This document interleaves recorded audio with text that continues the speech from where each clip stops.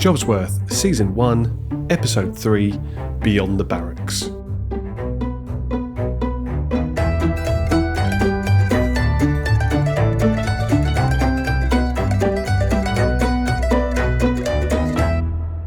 Welcome to Episode 3 of Jobsworth. My guest on this episode is John Stephenson. John is the Managing Director of the Forces Transition Group, an organisation dedicated to enhancing the transition of service personnel, service leavers, veterans and their families from the military into civilian jobs. John, in his own words, is on a mission to remove the negativity surrounding leaving the armed forces, and in the 4 years since the FTG was set up, has helped thousands of service leavers on their journey to finding jobs in Civvy Street. He served with the Royal Signals for 22 years before leaving the army in 2017, and in this episode we have a very honest conversation about his experience of resettlement, what inspired him to start the Forces Transition Group and his plans for the future. We discuss the mistakes he sees people making as they leave the military, what he means by hunter and sleepwalker, and why there's still a stigma held by organisations when it comes to hiring service leavers. Whatever stage you're at in exploring life away from the military, this is going to be a super useful conversation, and there are plenty of takeaways for those that haven't served but are looking for a little job search inspiration too. Without further ado, let me introduce you to one of the most driven people I've ever had the pleasure of speaking to. John Stephenson. Welcome to Jobsworth. Thanks for coming on. Yeah, it's fantastic to be here, John. Lovely stuff. Okay, I've got a starting tradition on this podcast, John, and I say starting tradition, this is maybe the fourth podcast I've actually recorded now. So there's a question I'm going to ask you to kick things off, and it's the same that I ask every guest that comes on. When you were younger, what did you want to be when you grew up? Footballer. A footballer. Okay. How close were you to realising that goal? I was watched quite a few times when I was young. Wow. Okay. So it's quite hard to predict how close I was. You don't know what clubs are thinking. I don't know how well I played in those games. In those days, there certainly wouldn't have been any scope to look at video or anything like that. But I was quite small. So I would imagine in the olden days, if you want to call it that, when I was 17, 18, that kind of age, then clubs were probably looking at people who were a bit bigger. It's different now. Right, but okay. In the olden days, if you were big and you were strong, you were getting on pretty quickly, whereas the little ones were kind of brushed to the side a little bit. Understood. So there was kind of the stereotype that most people that were coming down to watch games, the boxes that they needed checked, and maybe at that point you weren't checking as many of them. Yeah, well, there's a stigma attached to everything, isn't there? Yeah, we'll talk about that in a second. Cheers for that, John. Once you realised that maybe the dream of being a footballer wasn't going to materialise, what led to you then joining the forces? What led to you going into that route? Between the ages of 17 and 21, because I joined slightly late, I was quite successful in retail. So I started on a YTS at 17 as a warehouse assistant, I guess. And very quickly, I was promoted and given a real job. So proper wages, all that kind of great stuff, you know. And then I ended up within 3 years being a manager of my own store. So as young as that. But then I kind of thought, this is not really what I want to do for the rest of my life. It was a bit monotonous. It was a bit boring. And one day I walked past the careers office, in South Shields. I walked in on a Thursday. And by the following Thursday, I was at Glencourse, and that was as quick as it went. Wow, incredible. So from literally inception of that idea, walking past, I mean, their advertising must have been great, or it must have been ingrained in your mind that maybe that was a route that you could go down? One part of me thought I wasn't strong enough or good enough to do that kind of thing, but whatever reason, I was drawn in that day, and I think it's something that I talk about now. Within a week, I was in the British Army. Whereas now it can take a year and a half, and that's probably where the problem is. Right. Okay. Yeah. The barrier to entry, I guess, has now become a lot larger. Were other people in your family in the army at all? Was that something that was in and around you at the time to give you some perspective of that? No. So my granddad was in World War II. I've got some of his medals and things like that, which is really nice. But amazing. Yeah. That wasn't really anything that was spoke about in the family, and certainly wasn't the sway to join the forces. But although my dad was in the fire service for 40 odd years, and was something that perhaps I could have gone into, but again, I think it was my size that probably stopped me from doing that as well at the time. Yeah, it's interesting just to see where the genesis of that whole journey started, because it was 22 years in the army. Over that time, again, what I'm going to caveat this whole episode with, really, John, is that I may get some of the terminology wrong, so I'm not going to try and be too precious about it. You can correct me if I'm saying the wrong things, but your length of service, what you've achieved over that 2 decades, has been an incredible thing and something that I'm sure you're very proud of. When you started to get to the end of that 22 years, what was the motivation about exiting at that point? Were there opportunities to stay in the army, or was it really a door that was closed for you? No, there was opportunities still to stay. I was an RCMO at the end of my career, so I was managing careers, one of them being retention. So How did I keep people in? The irony is my post was a posting 7 hours away, my next job. So that meant a 14-hour trip from York all the way down the south and back again on a weekend. And when I talk about irony, I was supposed to be able to help people change that kind of thing, and I couldn't even change my own. So it was at that point I realised that it was time to go. I had a great career. I loved it. I didn't want to leave on a bad note. And what were some of the thoughts going through your head at the prospect of coming out of the army as well? Oh, it was exciting for about a week. And then I kind of realised one morning that I hadn't got a clue what it is I wanted to do. And it was then that the panic set in pretty quickly, and I was on the downward curve very quickly. And being, I suppose, higher up in the military, I thought that I didn't need anybody to help me, which is something I see quite regularly. So I went for months and months and months without doing anything. Thus the reason that I'm here today, really. Yeah. And what mindset did that put you in at the time? So you've gone into this job where I'm sure, or gone from this world, this environment where I can't imagine there aren't many days without something to do, to then stepping into a world where maybe the direction isn't there, the focus isn't there that you're used to. So how did that affect you? Are you talking about as I hit City Street, as I went into my first job? No, I guess before that. I guess in the grey area before you'd actually secured that job. Well, the thing was, when you're professional, you just keep working. So I never took my foot off the gas. I just kept working and working and working, and it was kind of like I buried my head into, do you know what, something will just sort itself out. But I was just a stereotypical service person. I call them sleepwalkers, who just said, you know what, something will work, something will happen, but the reality is it won't. So my mindset was just all wrong. We'll talk about some of the terminology you use, which is new to me, the sleepwalker to the hunter as well, which I think it evokes quite a strong image, which is brilliant. But we'll go into that in a bit more detail later on. For anyone that is listening to this that isn't in the services at the moment, so from the point that you decide to leave, because I know it's maybe changed now over the years, but the point you decide to leave to the point that you actually exit, how long is that process? And is it similar for most people? So the stereotypical time frame I would say is 12 months. Okay.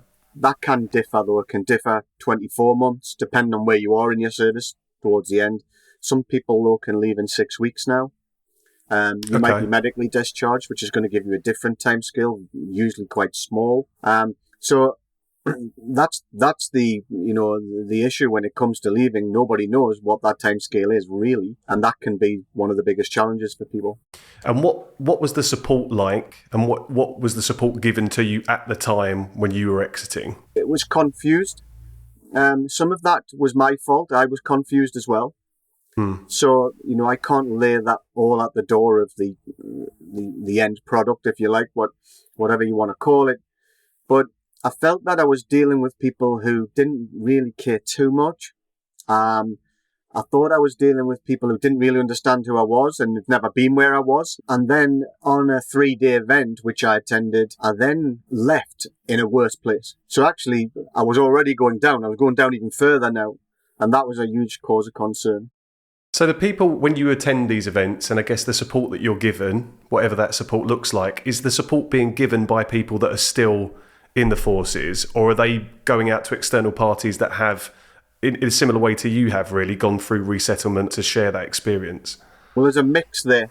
And I think that is the problem. Nobody really knows who they're going to get. It's all over the place. So, if you're going to create something that helps people leave, then it all has to be at the same level. and has to be given by the correct people. For me, being taught how to leave the military by someone who'd never understood who I was and how I was going to translate is not where I wanted to be. Yeah. But I can say it from the other side. You might say, well, you're going into civilian street, so we'll give you a civilian look at that. But I couldn't relate to the person who was talking to me. Very quickly during that 3 days, I realized that everybody else felt the same. So that negativity, the person who was speaking had no chance. The other problem was some of the steps you have to take before you get there were cancelled quite a lot as well. So you were expecting to start these processes and it just didn't quite happen. And some of it was the military's fault. Some of it was this end product's fault. And you just lost a little bit of kind of confidence in that whole system, and ultimately made me bury my head even more. One of your, I don't know if it's the right thing to call it a slogan, strapline, it's serve well, leave well, flourish. Can you explain to me a little bit more about what you mean by leaving well? I get the serve well bit, and I think I understand what leave well means, but maybe that's not all on you, is it? There is a bit about the support and how you take that on board, or is it owned by the people that are leaving? Yeah, well, ultimately, the strapline, first of all, was given to me 4 years ago by a guy called Mick Fleming, and I'm sure he'll watch and listen to this. He's a great guy, one of my ex-OCs from Afghanistan and stuff like that, a top man. And the serve well is pretty clear.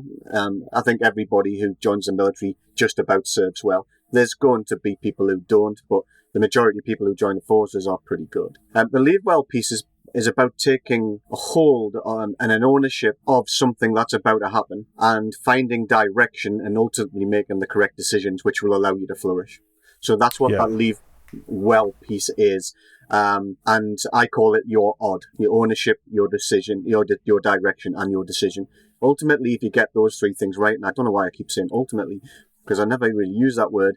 If you get those three things right, you're going to be okay. Yeah, brilliant. I was going to ask you a bit more about the acronym, but it makes perfect sense when you're looking at leave well, and ultimately, I'm saying that now. It's accountability, isn't it? It's taking that accountability for your own actions and taking control. It is, and I'm sure we'll talk about it later because that's the pathway really. When you remove the ownership from service, which is what happens now, and you take the person's future away from them and say, we'll square it at the end, then they're not going to own it. And my idea is to reverse that, because over the last 30 years, that hasn't worked. So why don't we reverse it and have a look at a different way of looking at that and do it from the first day, and giving that person, that individual, that family, the ownership to control that from the day they join. Yeah, and again, later on, I'll ask you a bit more about the families and how they're impacted, because a lot of the content that I see online talks about support, not just for the person leaving, but for their family and support for spouses, which I think is great, but we'll probably touch upon that a little bit later. Have you seen, I mean, really, in the scheme of things, you didn't leave the forces that long ago, but has there been a difference in what support is being offered now that you're aware of, or is it still pretty much the same story? I think the ending that you're given has never improved. In fact, I would suggest it's getting worse. However, the amount of people leaving successfully is getting better, but it's through companies like myself. I'm not just saying I'm the only company out there, but there's so much more support. And if people get into those correct companies, then they'll be more successful. In a weird way, it just helps that company that runs the military one, though, because their statistics are going to say that people are being successful, and that won't fall on my shoulders or the next company's shoulder. It's going to fall onto that big contract shoulders, which is kind of a strange thing, but it is how it is. Yeah. It's a frustration, but I get the impression, John, that for you, it's not all about getting the plaudits for this. Very clearly, this is a passion, dare I say it, and something ingrained in you to want to help and support these people coming out. Yeah, well, the thing is, it's not about me, it's about them. That's the whole point. You know, ownership. It is always nice when someone comes back and says, thank you so much for that 60 minutes you give me, or what you did there in that interview technique, or whatever. And many people do that. In reality, I just want to fix the transition. It's been poor for many years, probably never been fixed. And ultimately, when I'm old and grey, well, I'm saying grey, I've got any hair, but when I'm 70 and 75 years old and I'm living in the Lake District and I never want to talk to anybody ever again, I'd like to be kind of known that there's a bit of a legacy left there, that the transition was fixed and I had a part of it. Yeah, I think legacy has actually been a recurring theme for a lot of people that I've spoken to. What do you want to leave behind? What do you want to help build? We'll go into some of the stats, but you're already making a huge dent, I think, in what you're building, which is fantastic. So I took a quick look on your LinkedIn profile ahead of this and just looked at the chronology, and we'll see how accurate that is when I start referencing some of the dates. You leave the military in 2017, and then a few months later start, I'm going to call them a well-known tool retailer. What was that experience like? How did you find the job? And then when you were working there, what was that experience like? That was the military human down to a T and how not to do it. I went into a business there that was failing pretty much. It was a busy business. It had no continuity. The staffing was all over the place. The equipment, the stock, whatever you want to call it all, was just really poor. The whole place was what they used to call red. And you needed to get through different stages and get to green. So the people who I was working with were working there for a different reason than I was. Because I'd been in the military, I was still driven. And dynamic and fit. The people who were working there, who were nice enough people, were doing it because they had to. It was a job. So anything I was trying to do was hard for me to get them to buy into because they just didn't really care. So what I ended up doing is I ended up doing it myself. So I started to work 14 to 16 hours a day, 7 days a week. And I knew in 6 months I would fix it. And I did. But what came with that was a non-understanding of why I was doing that, who I was, that I wasn't allowed to do that, that this wasn't normal for that company. Regardless of now that the profits were coming in, the stock was now sorted, the staff was now secure. They just didn't see it that way, and they didn't see that drive that I had. I knew that in 6 months in Afghanistan or Iraq or wherever, I would work for 6 months every day. So I knew it was pretty easy to go into that business and work for 6 months every day. And I would square it away, and I did. And at the end of that, I started to reduce it down a little bit. But ultimately, again, the problem had reared its ugly head. I think they didn't like me for the drive I had. Not so much didn't like me, that's probably wrong. But it was against how they wanted to run their businesses. They just wanted the manager to go in for 8 hours and then leave. Whereas I couldn't see how I could fix the problem by not having extra hours, by having extra hands, by having time to focus when I wasn't actually at work to work out what the problems were and how I did that. Interesting. There's two questions on the back of this. As a manager and as for the staff that you were managing, how did they feel about this person coming into the business, taking over management of a store with a very clear work ethic, direction, drive? How did they feel about that? How did they react to that? Some well, some bad. And that was one of the things I had to get rid of pretty quickly. So people who didn't buy into it went. Yep. People who did buy into it got promoted. Yep. Okay.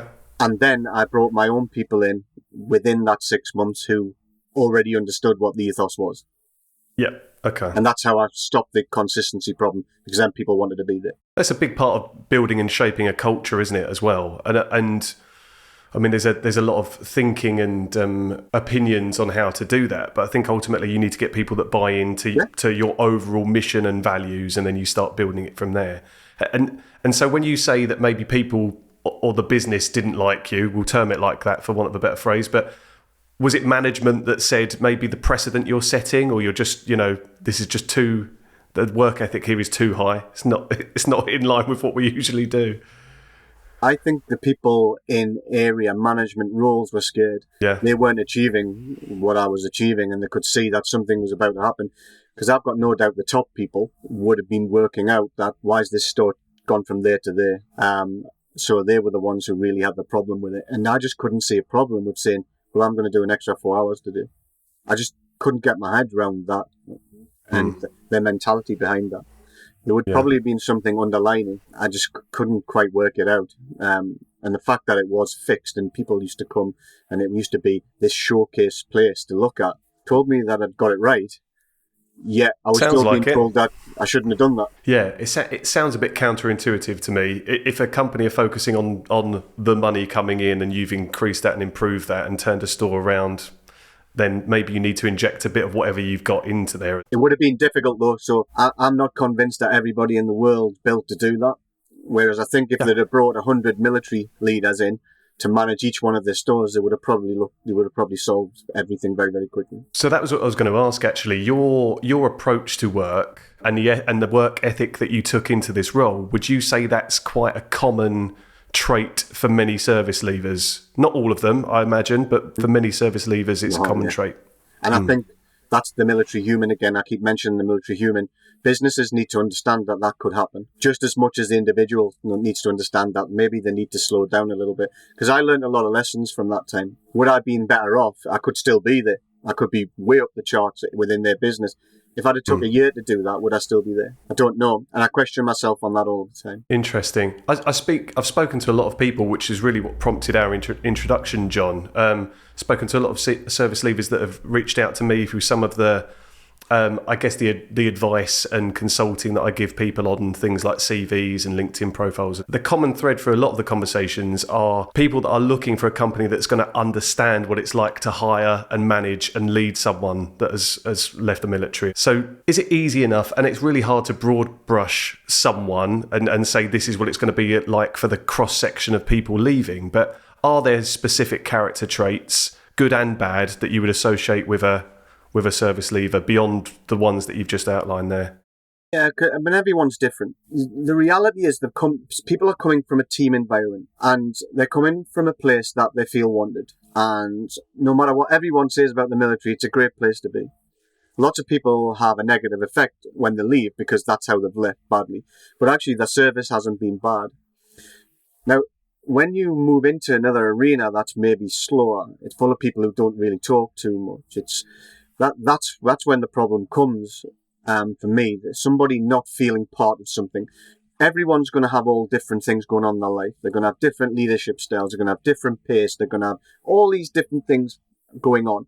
But if you can get that person involved and buy into, like I was talking to before, what that company's all about and how they're supposed to come across, and then the reverse from that company says, and we're going to give you a bit of time to do this because we understand that you've come from this environment. That's really the main issue. And it's getting the individual to understand the business and the business to understand the individual. And once you get that, all the other things will iron themselves out and people will start to relate to each other. But okay. I can imagine there would be nothing worse than when I walked into that business. And I hit it fast. And I hit it hard because I thought I had to. It wasn't because I had an ego or anything like that.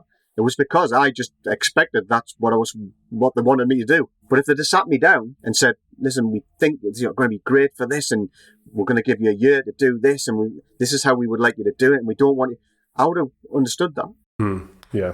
It's businesses having that sensitivity, isn't it? And time and communication, I think, is key. Yes. And for clients having an understanding of the differences and how to relay those to people that could be joining. So just back to your chronology. So 2019, the Forces Transition Group is set up. I think on the back of this, one of my questions was going to be, what's the inspiration behind it? I think it's very clear through the conversation that we've had what the inspiration was. How did you go about starting it? What even is the process to kick something off of what has ended up being this scale and magnitude? First of all, there was some belief from a couple of people. A guy called Dave Clapp, who is a businessman who wanted to help entrepreneurs. And he'd done very well building a business from start. So he's been fantastic in understanding what I'm trying to say, what I'm trying to do. Not military or anything like that. He was the initial investor, which allowed it to happen.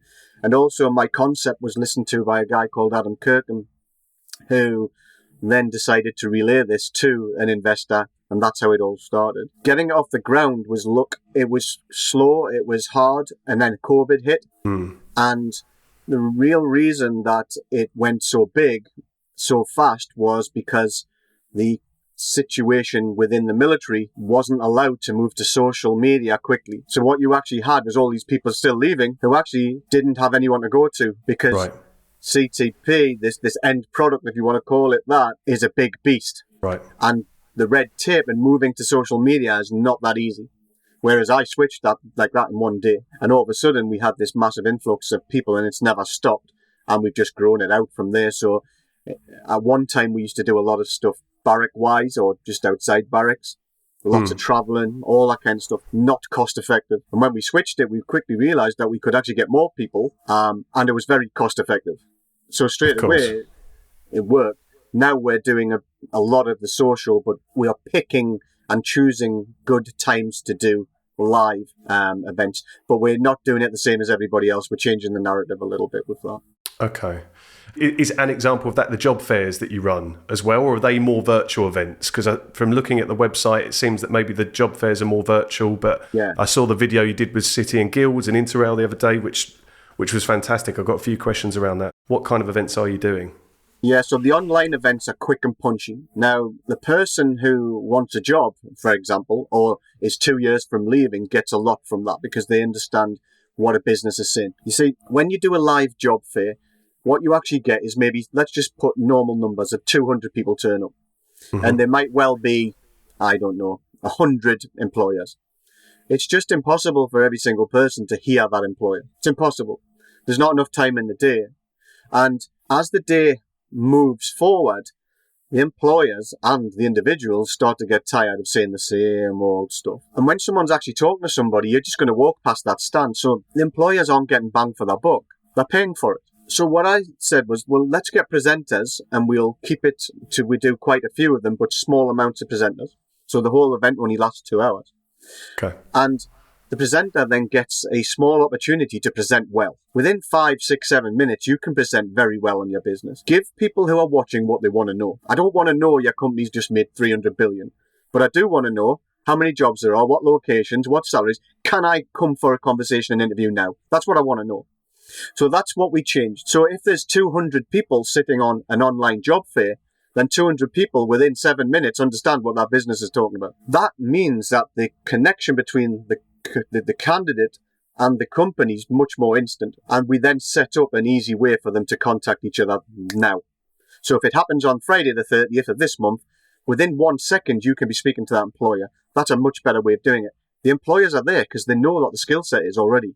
There's no need to go through all the shenanigans of trying to do this and try to do that. Let's just talk. And we're getting loads of people through. Colas Rail, for example, maybe I shouldn't have mentioned the name, but they took over 200 people to the last conversation and interview. Wow. 200 people in an industry that's a massive need of people. Yeah. Now, our live shows flip a little bit of the online job fair into it, but then we do a bit of speed interviewing. So we won't set up people to go and stand and talk to everyone. What we'll do in the morning, we'll use business to understand CVs, to understand brand, to understand direction, ownership through quality coaching. And then from around about the 11 to 11:30 time in the morning, we start speed interviews. Thousands of interviews are going on then with all these companies. 2 minutes, bang, 2 minutes, bang. Now, everyone's got a question set. It's pretty much 2 questions. And you've got a list, yes or no. If it's a yes, that person's going to be taken further forward and we'll go for conversation, interview, that kind of stuff. If it's a no, the person won't be going for that. But usually you know within a couple of minutes whether somebody's right or not. Yeah, brilliant. On the flip side, the person interviewing has probably had 100 different questions fired at them over the afternoon. So they're getting pretty good at interviewing, answering a quick question. And we don't want to answer questions and take 10 minutes. When we answer a question, we want to answer it. Bang. That's what companies want to see. No one wants to talk and hear about somebody talking for the next hour and a half. So it's all about that speed. And then we have a Q&A at the end, and realistically, every single person should leave with a job, or at least an interview coming. Because this is something that I've read in some of your marketing as well, that the goal is really to guarantee people that are attending these events or are introduced to you a job at the end of whatever support you're giving them, which is a huge claim. But the way you're structuring that, I think it's a realistic one. In the future, we will guarantee everyone a job in whatever arena you want. We've Amazing. already proved we can do that, but we've only proved it in one sector, really. So we don't say we can guarantee you a job in every sector. We say we can guarantee you a job here right now. But when that pathway is squared away and we know exactly how it works and how it fits and what's best and how to make it quick and speedy, and then we will move on to the next sector. So probably the first time I've mentioned this, but we are about to go to IT tech. So I won't mention the companies. They're big, and we're going to guarantee jobs in IT and tech as well as rail. So that will be 2 big, heavy sectors that a lot of military people want to go into. They can come and use our courses, use it for free, and then they go for a job. And it's as simple as that. And that, I have to say, is I think the catalyst for most people reaching out to me, because I specialise in tech recruitment. I think it would be amazing from my perspective and so many others to have an organisation such as yourself that we can start to introduce people too that have got these networks that you've obviously taken time and energy to build. But there's a lot of drive and motivation from people leaving to want to work in IT and tech. So that's huge news and kind of an exclusive, which is nice, but it's amazing. Absolutely amazing. Wow. Okay, so we've talked about the mission of the Forces Transition Group. So I think that's quite clear to see and hear for anyone listening, your passion and drive behind this. I just got to reference one of the videos that I saw recently about the City and Guilds piece, and it was a guy called Greg Whitty talking about his experience of finding that role. Do you think Greg is a good representation of how most people feel when they're leaving, and that mindset they get into when they've decided they're going to leave the services? Yeah. Okay. It's fear. It's just a different world. The military's an insular world, and simply put, no one looks out of it, no one looks in. I want to change that. We need to look out of it early, and we need to get people looking in early as well, just to work out both ways what skill sets are and what business offers. Yeah. Okay. What I'll do on the back of this is when I post this podcast episode, I'll leave the link to the video in the comments, because I think it's a fantastic video and it just showcases what you guys are doing incredibly well. You run a podcast as well, don't you, John? That I was looking at. So this is Project You, Project Me. Yeah. Yeah. Okay. Was it a natural thing for you to get in front of a camera or to start speaking, or did that take time to develop and build, or is that a natural and innate thing that you've got about you? Yeah, well, no, not really. It's a scary thing. I was very text driven early. Yeah. But I watch what other people are doing, and I watch how they're getting more people interested in what they're doing, and some of that involves video, podcasts, all them kind of things. And I thought, well, if I'm telling everybody that they need to own their future, so do I. So if I just sat in the past and just decided to do what I've always done and let's just keep it the same, well, actually in 5 years' time, it'll be dead on its feet. So I've got to move with times as well. So understanding how to talk in front of a camera, and I'm not really that good at it really, but I'm getting better. I can see the podcasts getting better. I can see my question sets getting better. I can see them probably getting a bit more length, because I did originally think I just want to keep them at 15 minutes, but I've realised that that's not strictly what everybody wants just to listen to. Some do, some don't. But I try not to do edits, if I'm honest. I try to really understand what it is I'm about to say. If I do a video and just do it, so it comes from the heart. So you might get me muttering a little bit, or you might get me saying something that maybe doesn't quite make sense, but that's because I don't want to edit it. I don't edit any of the podcasts, apart from the beginning and the end where I top and tail it. Yep. Because I want it to be open and honest, but it's something that I reckon I am about 20% there with. I need to get better at it. Finding time is one problem. Of course, yep. But we're getting more people looking at it, and it just takes that little bit of time. And once I get my confidence that I'm saying the right thing, then I'll be able to probably escalate it and speed it up a bit. Without blowing smoke up your arse, John, your brand online is very well regarded. So I was introduced to you, or someone a number of people actually had referenced you as the person to speak to about this subject. So that's one thing. So you're being spoken about in the right circles.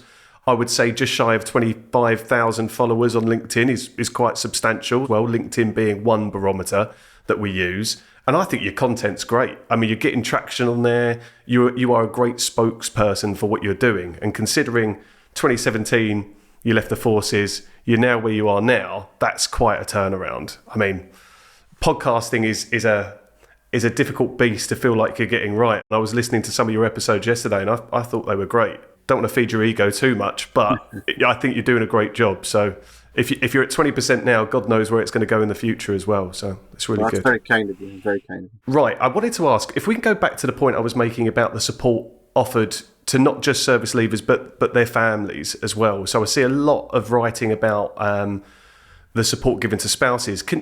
As someone that really doesn't understand or understands very little what life for a family with someone in the military would look like, what support are you offering to people that are not strictly the service leaver, and why is that so important? Well, I think it's important to understand that the spouse might have served and might not have. Okay. There's a spouse who, like my wife, who for 20 odd years followed me around and did everything.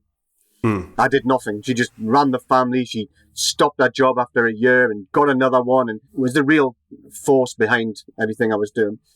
So you've got the spouse who has all them skills to be able to develop and move and change, and great skill sets. And then you've got the spouse that maybe goes hitting a little bit because they've served, maybe married to somebody in the military and then have got out, so they've been bringing the children up, but then they tend to lose a bit of that belief. And they get hit in a way, and there's some brilliant companies out there. There's some really up-and-coming people. V-Word is one of them. You might want to look them up. They're coming and getting bigger and bigger and bigger. They've got some good content, and it's really open and honest. And we've done some work with them. And we do quite a bit with Recruit for Spouses, called RFS yet, but that's what it stands for. Okay. They've been going for about 10 years, and we've got some great people working in there. And there's support in all different kinds of groups. When we get a spouse, I've dealt with quite a few spouses, and it's all, realistically, it's a self-belief that needs building. So there's a girl called Rebecca Clulo who's been on one of my pods, and she just lost everything from being in the military, and great person, great family person, still in the military with a family. And it was a 60-minute conversation that just changed her life, and you can listen to what she says on there. And so that's what we offer, really. But then we've got all these little side partners like RFS, and that we can say, well, okay, maybe I haven't got the perfect thing for you, and maybe I don't totally understand, but we have got partners who do, and then we pass those people through and we get them. I think it's D&S or some big companies out there who are allowing companies like RFS to give coaching for free. So amazing. they put sessions on, 6-10 sessions, and we've got all that as well, and we can just pass these people through for that. So there's a lot of support. I'm not sure it's joined up, a bit like the problem we've got, and people probably don't find it that easy to navigate or get there, and I think that's something that needs to happen. But there's some wonderful people out there really trying to change the narrative on it, and understand it. I know there's some work going on in Scotland where ministers are getting involved in that kind of thing. Amazing. But it's a big hidden talent of quality people, and I don't quite think industry get it. Not all industry anyway, or very, very few of them. Yeah, I think it's trying to break down the competencies you've got in a whole host of things and skills that you've done over that period of time, and how they then become converted into industry or into the workplace. And yeah, I can understand why, first off, that support is in place, but it also needs to develop and probably become a little more joined up. Yeah, military spouses are brilliant. If I I'll always use my wife as an example because it's the one closest to me, and I wouldn't want to talk about anybody else really. Of course, yeah. But she's, in management and has been for about 15, 16 years. So spouses are pretty clever and switched on cookies. And I think there's way more that needs to be done, way more that can be done. But industry need to look into that insular world as well, because it is quite insular, because they're left at home and the kids just look after them, and start to draw more of that out. But the military could probably help with that as well, especially in this day and age where we are hearing stories. And someone close to me was actually presented by a commander about a month ago before operations on the use of food banks, because military people are using them now. Now, is that because there's not enough money coming into the house, and could the spouse actually find a real top-class job that just helps with that? So you've got all these things going on at the minute. It's so difficult, and I didn't mean to say that in the wrong way. But actually, if you've got two incomes coming in, it's probably a lot easier. Yeah, and I think it highlights the economical challenges that we're all going through at the moment in some way, shape or form. But if, that's quite a terrifying future for a lot of people. If they could free someone up or have the skills within their household that are identified and valued, and it brings in another income, that's going to, as you say, that's going to make a huge amount of difference. Well, there's a lot of people say, how has this happened to the armed forces? I can't believe this has happened. But the armed forces are no different than anybody else. A lot of people in the armed forces don't save. They've got no money. They've got their wage just like everybody else, and they'll waste their wage just like everybody else. And they'll spend money and they'll get finance on this. And all of a sudden, when something hits like it's just hit and everything goes up, they're going to have the same problem as everyone else. So why would they not use food banks? Why would they not fall into that bracket? I'm not saying they should, or anyone should let them, because we shouldn't be in that position. But a young person, perhaps married, who's done 5 years in the military, who might be on 22,000, who's only taken home about £1,000, well, they're going to struggle. It's as simple as that. And it's not the military's job to say, well, there's another 1,000. It's your job. It's the individual's job. It's that ownership. It's to make sure that your understanding of financial planning is is correct. It's one of the things we do, actually, but that's another story. Yeah, I think it's important, as you say, to highlight that just because you're in the military, you're not immune to the same challenges that everyone else would be facing, most definitely. As you say, you've highlighted there someone who's been in the military for 5 years, is on a certain salary. Progression opportunities, and this is to, I guess, just improve my understanding, progression opportunities in the military, I'm imagining they're not too agile, as in there's time served, there are certain markers or stage gates you have to hit. So just by thinking I need to earn more money in the military doesn't mean you're going to be able to do that off your own back of your own volition quickly. Well, you're not. You're on pay scale. Every year you will go up another level. And I think if you get promoted, you go up another level. And the next year, lots of them things were stagnated for a while. But you can't go in and negotiate your wage. You go into the commanding officers of, I want 35,000 instead of, you'd be laughed at. It's just not going to happen. Yeah. So you're on a fixed wage, and that's the way it is. And that's a big difference when you start going into things like the private sector as well, is that, I mean, I've coached a lot of people to go and do exactly that and talk about salary increases and, okay. No, that's good for my understanding as well. I had the feeling that it wasn't too agile and that it was quite set, and as you say, there's a pay scale there. I was reading through your website. On there's some pretty impressive numbers about the numbers of people that you've supported so far to actually secure jobs. So I'm going to read this, I think pretty much as it's on the website, but over 2,000 service leavers have reported confirmation of a job due to gaining an interview with the Forces Transition Group and the CV that you helped them to develop. Yeah. That is absolutely incredible. I'm going to also, we'll talk about that in a bit more detail in a second, quote another thing. So you've received over 30,000 CVs yourself. You are the person reviewing all these CVs.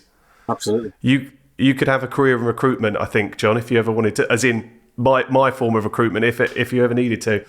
So over 4 years, 30,000 CVs, but the majority of them are poor. I wanted to ask why that's the case. Is there a common denominator, a common thread that you see on these CVs that make them poor or not ideal? Yeah.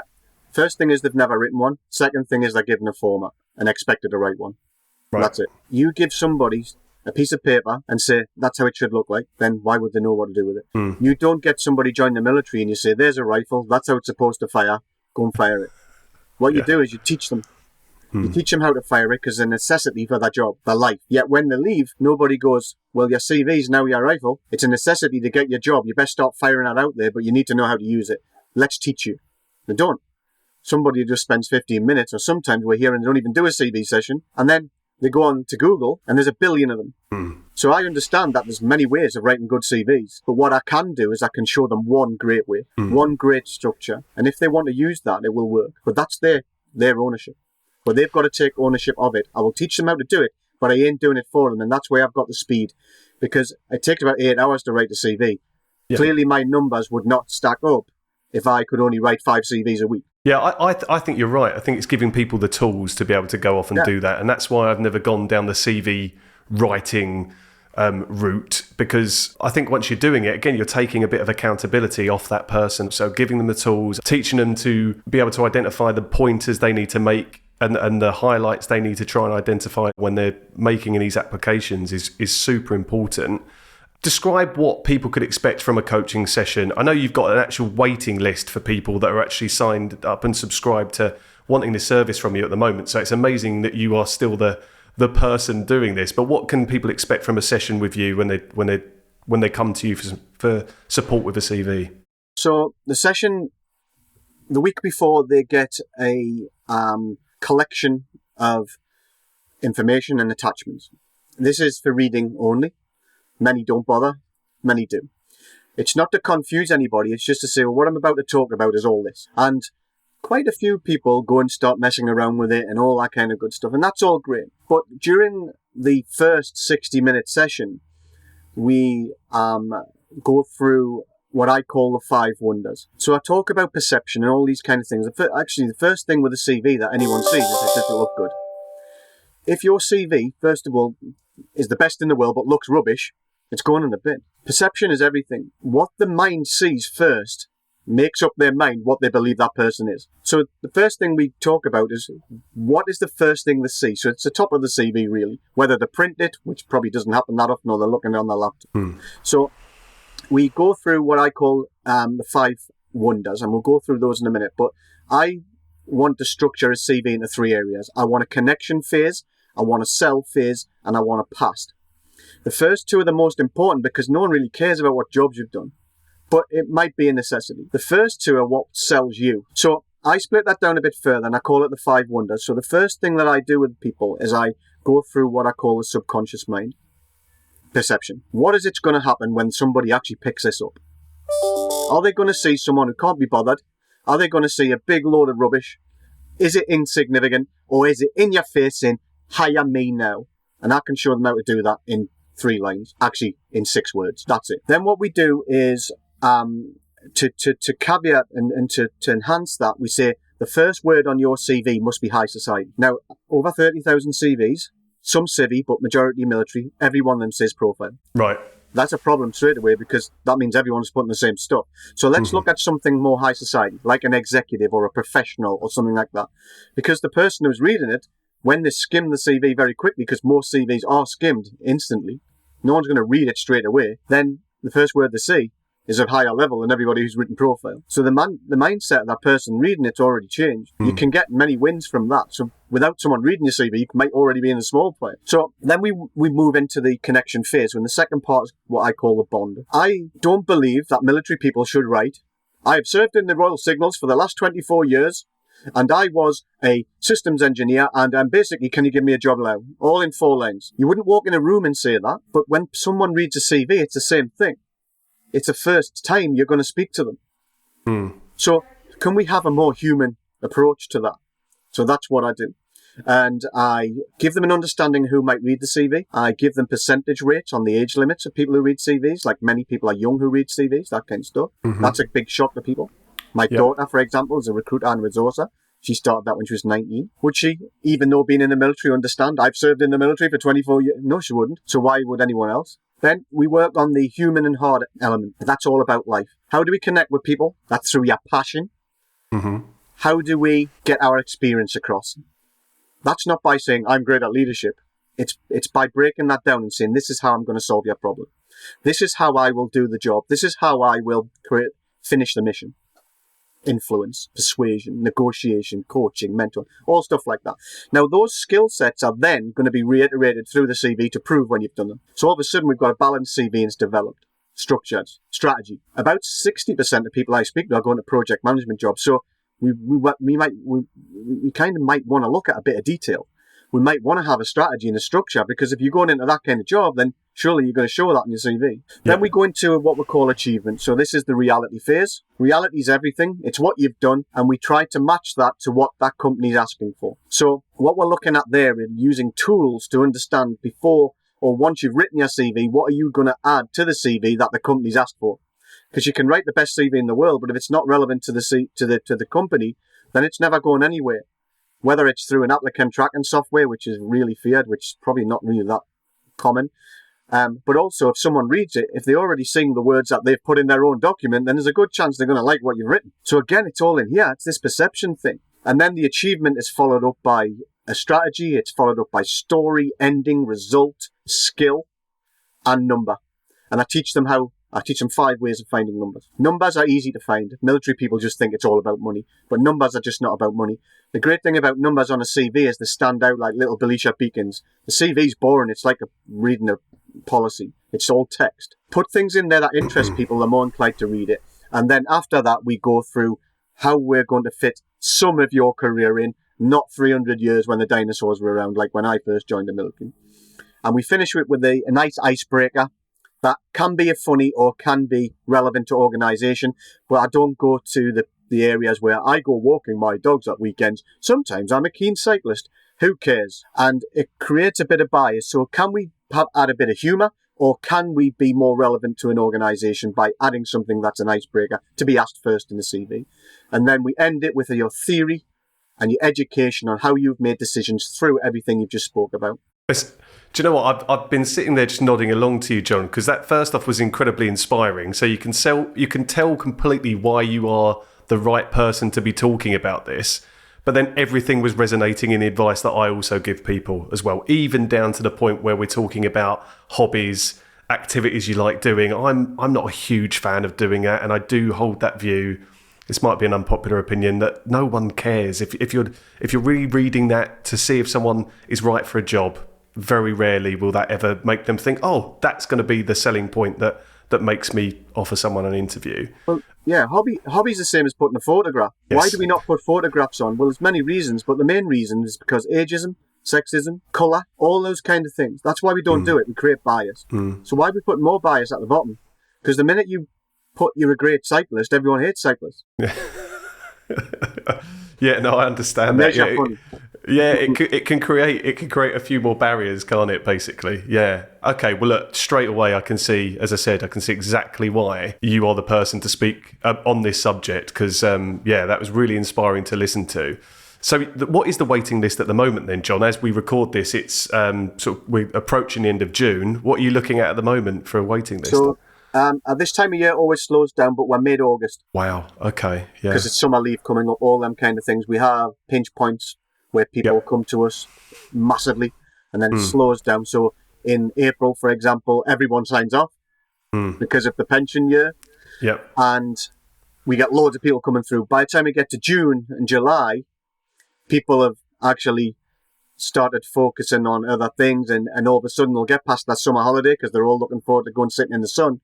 And they'll get to September and go, oh, I've only got 6 months left. I best get in touch with our best forces trying, and they'll just go wild again. Yeah, there's a surge again. Okay, all right. Well, that's good. That's good for people to recognise that as well. Okay, John. So can you tell me a bit more about the courses and the training that you offer beyond just CV? Because I know it's kind of a holistic offering that you're giving to people, and information, advice, guidance that you're sharing. So, I mean, you can go through it all, but maybe highlight some of the bits that you'd really like to try and speak about in more detail. What we want to do is we want to have a good look at courses and make it relevant to every different arena. If I'm honest, we're nowhere near where we need to be. Where we've got rail at the minute, we've got a 4-week course, not provided by me, but provided by City and Guilds Intertrain.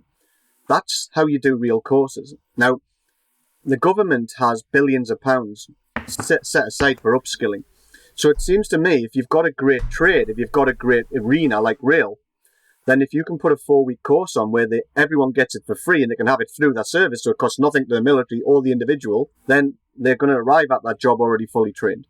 So they've got all the qualifications they need that are relevant. And the problem with the military people at the minute is they don't know where they want to go. So what actually happens is everyone just follows everyone else, and everyone does Prince 2, and everyone does whatever the going rate is at that time. Everyone's doing it. But ultimately, they're probably not going to use it because they're not going to follow their mate into the next job. So we always talk about using your courses once you've got your odd.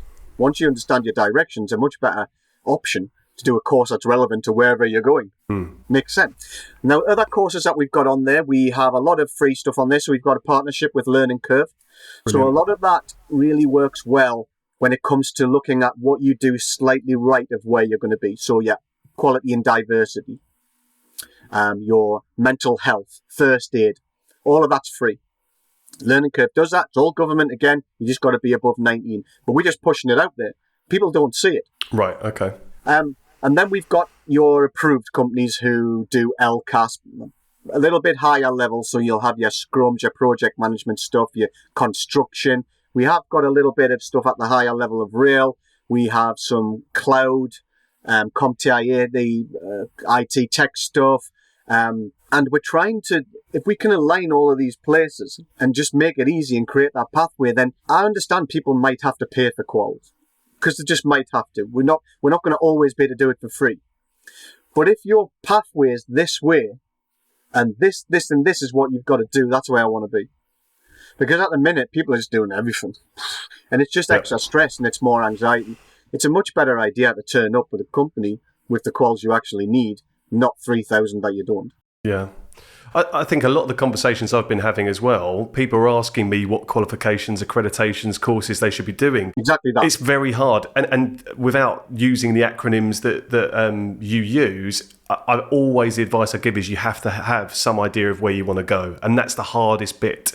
That is the hardest part of getting that direction, because you have to ask yourself some questions. You have to sit there and think about the skills that you enjoy, that you're engaged by, what you might get some satisfaction from actually doing as well. And people don't always want to think like that. Generally, service leavers or not, it's hard to have that self-analysis and self-reflection. This is why I believe that we should reverse the angle on how we treat people in the military and take the ownership at the beginning, because if everyone did courses through that service that they believed where their future was, then they would also be used by the military. So they'd get good learning from it and they'd actually be experiencing something that using that qual, which means it's a much more valuable qual at the end. But the pathways, and nobody knows everything about every job. So questions that you're being asked, it's a massively difficult question to answer. So, but if we can put all those platforms in place, so when someone goes, well, I want to go there, this is what you should be doing. This is current. This is 2024. That's how people start to gain the knowledge and then start to get an understanding and the confidence that they're doing the right thing.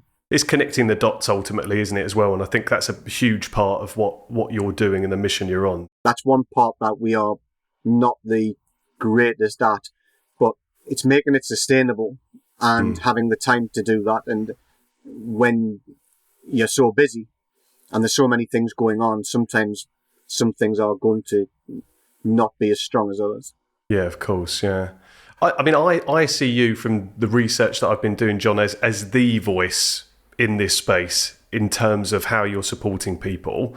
I appreciate, again, you're not doing it for the credit and the plaudits, and I'm sure there's a lot of satisfaction that comes from receiving those messages. I've seen you post a couple as well, and there's a lot of pride around that. Are there any other people in this space that you would recommend people reaching out to, or whether that's partners that you work with or other people that are doing a similar thing to what you're doing? I recommend going to everyone. Yeah, I thought you might, which is why I asked the question. Okay, yeah. There's a golden nugget everywhere. I don't really have anything to do with people who are in the same sphere like CTP, but I would never tell anybody not to use it because there might be something valuable in there for them, and actually learning and understanding a bit more is what you need to do. So no way am I saying the only thing you should do is me. That's just that's the problem now. But I also do believe that we've got to bring it all together a bit better. There's a big space for everybody here, and everybody's doing, or a lot of people are doing good stuff. So if we could bring that together and keep in our own individual lanes, then I think we could offer a whole lot more. If I was the Career Transition Partnership, and this is putting a personal slant on it, I would be phoning me up. Yeah. Because there's no negativity behind what I'm doing, or at least if there is, I can't see it, and I don't see it. There probably is. I guarantee there's someone who doesn't like me, probably my wife. But the problem CTP have got is this: something, social media, all these kind of things have made, and veterans, ex-forces I like to call them, have caused the negativity because it's got big. Someone leaves badly, everybody knows now. That negativity is too hard to reverse on their own because everyone just believes it's negative. Everyone who's serving thinks it's negative.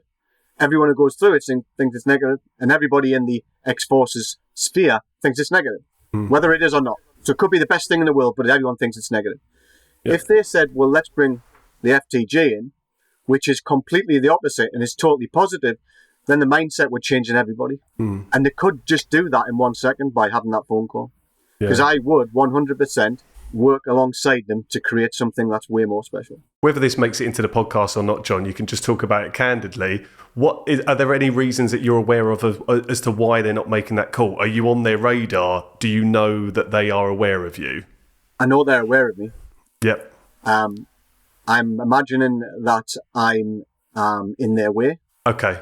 Well, that's their perception of where you are. I think so. Yeah. But I have talked to people high up there. I think there's too much red tape. I think the company's American, so they're probably never going to they probably don't know who I am. But people in the UK certainly do. I think that people on the ground in CTP probably hate what I do because they think I'm having to go at them when I'm not. And actually, I think one simple thing like a CV session would change every single thing that they do. And I could give that to them. But I'll always go back to my first point, that we need to reverse the whole thing anyway. I don't want to sit in the end arena because the end arena is creating an ownership that's not the individuals. Yeah. You've got to give them it back. There still needs to be something there, but why not spend all that investment here and invest in people through that service to allow them to leave? Because one day they're going to anyway. That creates more value. They will stay longer because they'll realise that they have to leave properly because they'll be in here. Not just, I'm going to sign off tomorrow. Oh, no, I'm going to leave because that's what happened to me. And more people will want to join because it's a great career and then it's easy to leave. Yeah. So it's double-headed. Yeah, completely agree with that. I think from what you're saying, it sounds like there is a way to go, but you're definitely on the path of that. The foundations and then some are being built for you to get where you want to be. Because, we've got an insight into the mission and the goals of where you want to take it through this conversation, and that was going to be one of my questions towards the end. But I think you've touched upon that throughout it as well. So there you go. There's your call to action. Is it CTP? Did you say? So if the CTP want to give you partnership, if they want to give you a call, it'll be fantastic. We'll share your details. Yeah. I think City and Guilds Intertrain, in reality, once we get this going, could be the answer. I don't think people will care where they go as long as it works. And I think if in City and Guilds Intertrain and Forces Transition Group get this right and we start moving it along, I think we will kind of be the outside Barracks CTP that everybody will just migrate to anyway. Yeah, so brilliant. Do we really need the contract? Because the funding's already there from the government for us to do that. Yeah, those relationships that you are really starting to build now, I think are really exciting. I'm personally excited about seeing where the IT and tech stuff goes as well, and I'm sure you'll be releasing more details on that as it evolves more as well. Okay, John, I've listened to this episode. I am thinking about leaving the military, leaving the services, or in that process now. And I like what I'm hearing and it resonates. How do I sign up? How do I register? What is the process from this point, hearing this episode and wanting to move forward? Yeah, well, the easiest way is just to go straight to the website and book in for your CV session. That's a catalyst for everything. You can contact me direct at my email address at john@forcestransitiongroup.co.uk, and I will, within probably 12 hours, be in contact. Speeds everything. Military people are expecting things to happen fast. It does in the military. So what they don't want is me to respond to them 3 months later. Mm-hmm. So we generally say it's a 24-hour turnaround before we start working with people, but in theory, it's way less than that. It's probably better than Amazon. So if Amazon that's a claim. That's a claim. It's pretty instant. I get questioned on this by my wife many times. She says, people are expecting to take a little time before you get back to them, but my mindset's not built like that, and my head says they don't. They want me to answer what they're asking now, so I do. I think there's a huge benefit in that. Obviously, there's a personal cost to that. There can be a sacrifice sometimes by making yourself that available, but if we think purely from the mindset of the person that's reached out to you, it's a huge thing to get a response quickly as well. Yeah. So I think that's commendable. But yeah, I too get... there is a personal sacrifice when you are always on. So yeah, well done for being that open to doing it. Okay, brilliant. John, is there anything else you wanted to discuss on this at all, or anything you wanted to bring up? No, and I think we've covered everything, and I'd just like to thank you for your time and for giving me another platform to be able to speak now nice and loudly, nice and clearly about what we're actually trying to achieve. Yeah, it's been inspiring, genuinely inspiring, and I'm excited to see where you guys take this as well. Now, there is a closing tradition on this podcast. Again, I say tradition; it's 4 episodes in. You won't know this, John, because we've not been connected on LinkedIn for that long. But my mum plays quite a big part in my marketing. So as a closing tradition, as part of this, is that my mum asks my guests a question. Now, I don't get to listen to these questions. She has a rough idea of who is going to be on, but I just got to play the question. She's recorded it, and you're going to have to answer that question. Fantastic. It's a weird tradition, but we've started, so we'll carry on. So if I play this down here. Hi, John. What's the one thing you miss most about being in the military? Thank you. Bless my mum. Bless my mum. But yeah, so what's the one thing you miss most about being in the military? Well, first of all, hello, Mum, and thanks for the question. It'll be the same as everybody else's. It'll be the people. I don't miss the fastballs. I don't miss the operations. I don't miss, the rain, sleeping in the mud. I don't miss PT. I miss people, and I must do better to speak to more people in the sphere or the time that I was in. clearly I speak to a lot of people now, but I would say the amount of people that I'm still in contact with on a weekly basis is probably one. Really? Yeah. Yeah. And that's something that I need to get better at. I do go to events. I won a couple of weeks ago in which it was a football thing, and played a lot of football in the military, and it was great. There was 20 odd ex-footballers have all left, and that was amazing, and I need to do more of that. It's simple as that. Yeah, I can imagine the camaraderie is one of the things that most people would cite as well. John, it's been an absolute honour to speak to you. Thank you so much for that. I'll let you get on, and thank you so much for your time. Yeah, fantastic. Thanks for listening to Jobsworth. If you enjoyed this episode, please feel free to like and subscribe. You can stay connected by following me on LinkedIn for more insights on the world of work, behind the scenes content, and updates on upcoming episodes. We're already thinking about guests for season 2, so if there is a particular topic you'd like us to discuss, then please send in your suggestions to hello@jobsworth.com.